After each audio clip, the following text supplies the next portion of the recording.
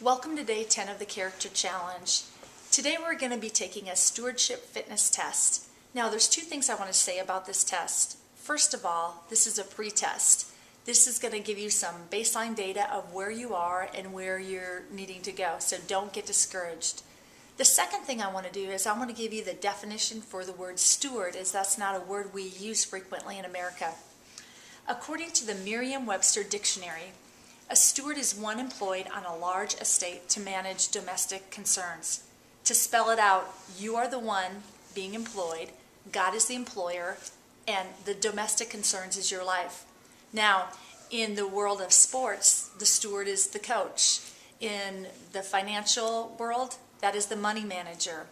In education, that's the teacher, and in politics, that would be the elected official. Now, these people are given the responsibility to be faithful and productive, and depending on their behavior, they can either be promoted or fired.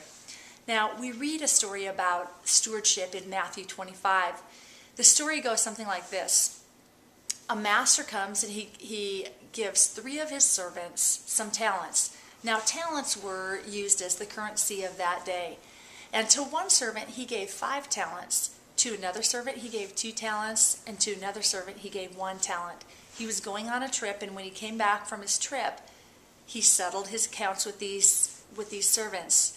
To the servant who he had given 5 talents to, this servant had earned another 5 talents. To the servant he had given 2 talents to, that servant had gained 2 more talents.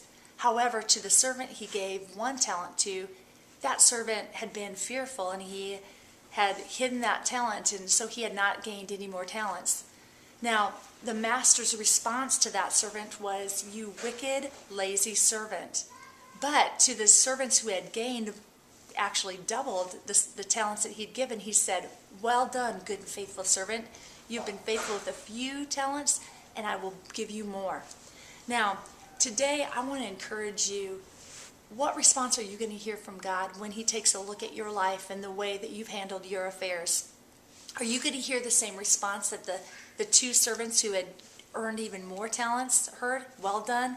Or are you going to hear, "You wicked, lazy servant"?